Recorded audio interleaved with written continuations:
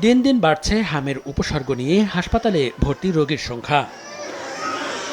গত ২৪ ঘন্টায় শেরেবাংলা মেডিকেলে নতুন করে ভর্তি হয়েছেন ৪২ জন। হাসপাতাল ছেড়েছে মাত্র ২ জন। বর্তমানে ভর্তি রয়েছে ১৪৯ জন। এছাড়া এই রোগের উপসর্গ নিয়ে বিভাগের বিভিন্ন হাসপাতাল থেকে চিকিৎসা নিয়েছে ১,৮৩৫ জন। এদের মধ্যে হাম শনাক্ত হয়েছে ৮৪ জন।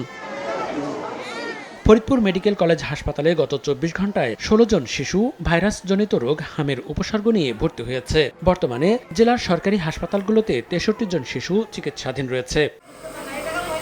কুমিল্লা মেডিকেল কলেজ হাসপাতালে প্রতিদিন হাম উপসর্গ নিয়ে নতুন রোগী ভর্তি হচ্ছে। স্থানীয়দের পাশাপাশি পার্শ্ববর্তী চাঁদপুর ও নোয়াখালী থেকেও আসছেন রোগীরা। রোগীর চাপ বাড়তে থাকায় হাসপাতালের বিশেষায়িত শিশু ওয়ার্ডে দেখা দিয়েছে শয্যা সংকট।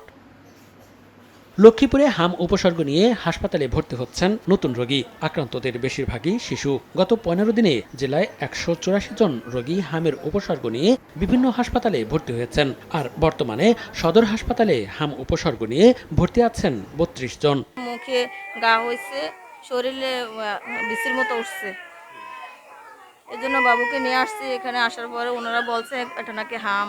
আশেপাশে দেখে কিরকম আছে, বাচ্চা ঠান্ডা কিরকম আছে, কাশ কিরকম আছে, বাচ্চার শরীর কিরকম আছে, আয় দেখে। এরা অ্যাক্সিডেন্টের মধ্যে একজনের একবার একখানে নেয়, আবার ওই কেবিনে নেয়, এটার নামাই ওই শিশু আর তো না নেয়, ডায়রিয়া রুগী এনে এখানে ভরে।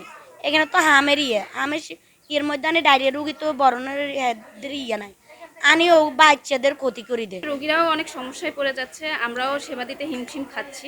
তারপরেও আমরা চেষ্টা করছি রোগীদেরকে এক্সট্রা কেয়ার দেওয়ার জন্য। একই অবস্থা ব্রাহ্মণবাড়িয়ায়। গত ২৪ ঘন্টায় সদর হাসপাতালে হাম উপসর্গ নিয়ে ২১ জন ভর্তি হয়েছে। স্বাস্থ্য বিভাগ জানিয়েছে পরিস্থিতি নিয়ন্ত্রণে জেলায় ৫,৪৮,০০০ হামের টিকা প্রস্তুত রাখা হয়েছে। এখন পর্যন্ত ৭১,০০০ শিশুকে দেয়া হয়েছে এ টিকা। মনিরুজ্জামান প্রান্ত, সময় সংবাদ।